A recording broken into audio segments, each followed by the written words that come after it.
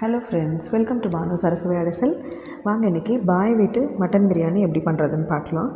நம்ம எந்த பிரியாணி பண்ணாலுமே நம்மளுக்கு எப்போவுமே நம்ம ஒரு க்ரேஸு இருக்குது இல்லையா? நமக்கு ஒரு பாய் வீட்டு முஸ்லீம் ஸ்டைல் பிரியாணி நம்ம பண்ணி சாப்பிட்ணுன்னு ஆசை இருக்குது இல்லையா?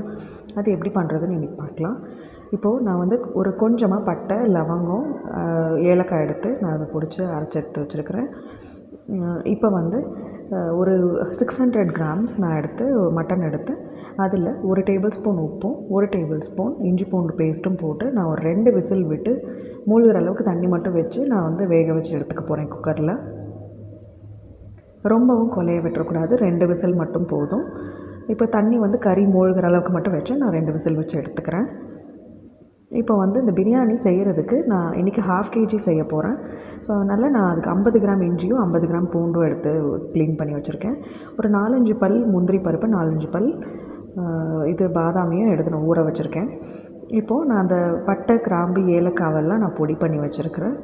இப்போது கொஞ்சமாக இஞ்சி பூண்டு பேஸ்ட்டு நான் அரைச்சி வச்சுருக்கிறேன், அது தேவையான அளவு போடுறதுக்காக. பாதாமியும் முந்திரியும் அரைச்சி எடுத்து வச்சுருக்கிறேன். தயிர் நான் ஒரு 4 டேபிள் ஸ்பூன், லெமன் ஒரு ஹாஃப் லெமன் எடுத்து வச்சுருக்கிறேன். 1 டேபிள் ஸ்பூன் அளவுக்கு மிளகாத்தூள், புதினா, கொத்தமல்லி எடுத்து வச்சுருக்கேன். நான் இன்றைக்கி ஃப்ரெஷ்ஷாக ஆட்டிட்டு வந்த கடலெண்ணெயில் செய்ய போகிறேன். அதே மாதிரி எங்கள் வீட்டில் அதாவது எங்கள் அம்மா வீட்டில் எனக்கு ஒரு மாட்டு நெய் கொடுப்பாங்க. ஆக்சுவலாக எங்கள் வீட்டில் ஒரு மாடு இருக்குது. ஸோ அந்த நெய் வச்சு எனக்கு ரொம்ப நல்ல அரோமா. ஆக்சுவலி அதை மட்டும் ஒரு 4 டேபிள் ஸ்பூன் நான் போட்டுக்கிறேன். நான் ஆக்சுவலி ஊருக்கு போயிருந்தப்போ எடுத்துகிட்டு வந்தது. ஸோ அந்த நெய்யிலையும் நான் புதுசாக ஆட்டிட்டு வந்த கடலை எண்ணெயிலையும் நான் இன்றைக்கி செய்ய போகிறேன். ரொம்ப நல்ல ஃப்ளேவர் கொடுக்குது. இப்போது எனக்கு நல்ல வாசனை வந்துட்டுருக்கு. இப்போ அது நல்லா காஞ்சதும் 1 கப் அளவுக்கு நான் எண்ணெய் ஊற்றிருக்கிறேன். அதில் நல்லா காஞ்சதும் நான் ஹோல் கரம் மசாலா வச்சுருக்கேன் இல்லையா, ஹோல் ஸ்பைசஸ், பட்டை, கிராம்பு, லவங்கம், இது மட்டுமே நான் போட்டிருக்கேன். 4 பெரிய வெங்காயத்தை நல்லா நீல வாக்கில் பொடியாக நறுக்கி அதை நம்ம நல்லா ஒரு ப்ரௌன் கலரில் வர வரைக்கும் நம்ம வதக்கி எடுத்துக்கலாம். இப்போ நான் அரிசி வதக்க ஆரம்பிக்கும் போது தான் நான் வெங்காயம் வதக்க ஆரம்பிக்கும் போது தான் நான் அரிசியை தண்ணியில் போட்டிருக்கேன், வாஷ் பண்ணி. ஏன்னா இதெல்லாம் வதங்கி வர்றதுக்கு எனக்கு ஒரு 1/2 அன் ஹவர் ஆகும்.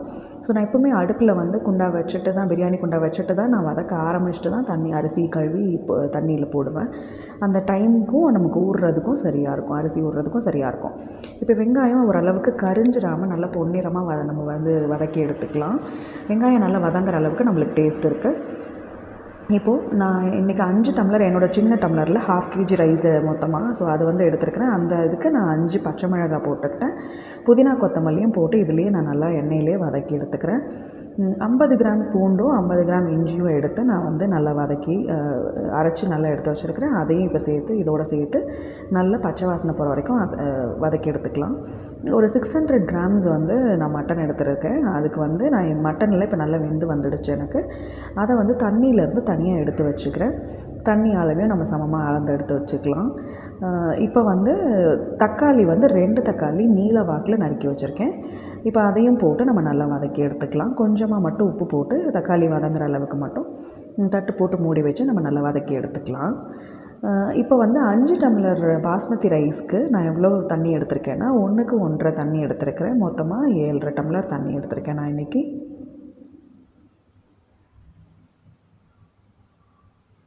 ஸோ இப்போ இது நல்லா தக்காளி நல்லா வதங்கி வந்துடுச்சு.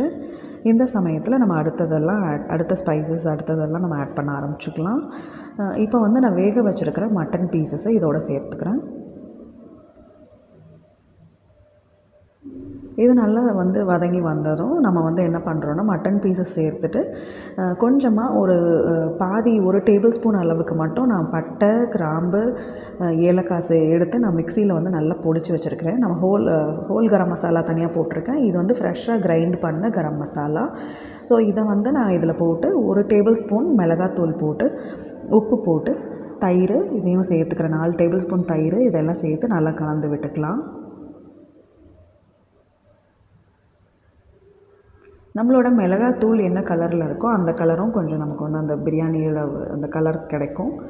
நீங்கள் வந்து ஒரு சாஃப்ரான் கலர் வேணும் அப்படின்னா நீங்கள் பாலில் வந்து சாஃப்ரான் பூ கூட போட்டு நீங்கள் வந்து மேலே போட்டு விட்டுக்கலாம். நான் இன்றைக்கி நார்மல் கலர்லேயே பண்ணியிருக்கிறேன்.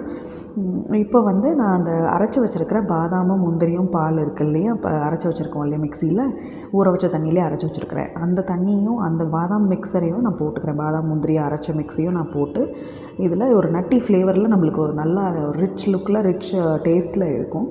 இப்போ ஹாஃப் லெமனையும் நான் பொழிஞ்சு இதில் விட்டுக்கிறேன். இது போட்டு நல்லா கலந்து விட்டுட்டு இப்போ வந்து நம்ம இதுக்கான தேவையான உப்பும் சேர்த்து நம்ம இதை வந்து ஒரு எண்ணெய் பிரிஞ்சு வர அளவுக்கு நல்லா ஒரு 10 மினிட்ஸ் நல்லா வதக்கி விட்டுக்கலாம். கறி வந்து நம்ம ரொம்ப ஃபஸ்ட்டே வேக விட்டுட்டோம் அப்படின்னா இப்போ நம்ம கிளறதுலேயும் இப்போ இந்த மசாலாவோட சேர்த்து வதங்கிறதுலையும் அந்த கறியெல்லாம் எலும்புலேருந்து பிஞ்சு வந்துடும். அதனால் நம்ம 2 விசில் மட்டுமே வேக வச்சு எடுத்துக்கிறது நல்லது.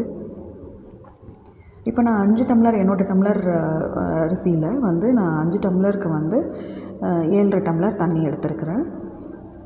பாஸ்மதி ரைஸ்ன்றனால நான் 7 டம்ளர் 1க்கு 1 எடுத்துருக்கிறேன். இதுவே நீங்கள் ஜீரக சம்பா ரைஸ்லேயும் பண்ணலாம்.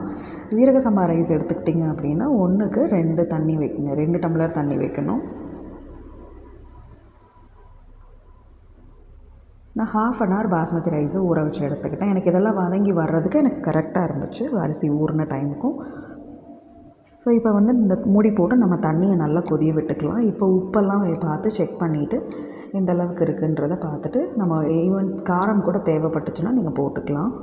இந்த சமயத்தில் அரிசியை வந்து நம்ம தண்ணி நிறுத்தி வச்சுருக்கோம் இல்லையா, அதை வந்து நம்ம சேர்த்துக்கலாம். இதில் சேர்த்து நல்லா கலந்து விட்டுக்கலாம். கொஞ்சம் அரிசியெல்லாம் உடையாமல் ஜென்டலாக மிக்ஸ் பண்ணி விட்டுக்கலாம். இது நல்லா கலந்து விட்டதும் நம்ம வந்து இந்த சமயத்தில் கூட உங்களுக்கு உப்பு காரம் பார்த்துட்டு அரிசிக்கு இது மிக்ஸ் பண்ணதுக்கப்புறம் உங்களுக்கு உப்பு காரம் பத்தலை அப்படின்னா இப்போது இதில் வந்து ஒரு 3/4 வாசி வேகிற அளவு வரைக்கும் நம்மளுக்கு டைம் இருக்குது. நம்ம வந்து உப்பு காரம் செக் பண்ணி போடுறதுக்கு. இல்லைன்னா அதுக்கப்புறம் நம்ம மிக்ஸ் பண்ணால் அது வந்து பச்சை வாசனை அடிக்கும். இப்போது தண்ணி ஓரளவுக்கு நல்லா இஞ்சி வந்துடுச்சு. இந்த சமயத்தில் நான் கொஞ்சமாக மேலே வந்து இது நெய்யை வந்து நான் போட்டு நல்லா கலந்து விட்டுக்கிறேன். கலந்து விட்டுட்டு தம் போட ஸ்டார்ட் பண்ணிடலாம். நான் இன்றைக்கி டைரெக்டாக ரைஸ் வந்து இதில் தண்ணியிலே போட்டிருக்கேன். நம்ம வந்து தனியாக வந்து வடித்தும் போட்டுக்கலாம். அரிசியை வந்து தனியாக வடித்தும் இதில் தண்ணி கச்சிதமாக வச்சு அந்த மாதிரி தம் பிரியாணி மாதிரியும் போட்டுக்கலாம். நான் இன்றைக்கி டைரெக்டாக தண்ணியில் போட்டு இது பண்ணியிருக்கிறேன். இப்போ நான் பேரலாக வந்து தோசைக்கல்லில் இன்னொரு அடுப்பில் தோசைக்கல்லை ஒரு 5 மினிட்ஸ் சூடு பண்ணிக்கிட்டேன் ஹை ஃப்ளேமில் வச்சு. இப்போ நான் பெரிய பர்னருக்கு மாற்றி சின்னதாக சிம்மில் வச்சுட்டு இப்போ வந்து தோசைக்கல் அடியில் வச்சு ஒரு 15 மினிட்ஸ் நான் தம் விட்டுக்கிட்டேன். மேலே ஒரு வெயிட்டான பாத்திரத்தை வச்சு இப்போ நல்லா ரெடி ஆகிடுச்சு பாருங்கள். தேங்க்யூ.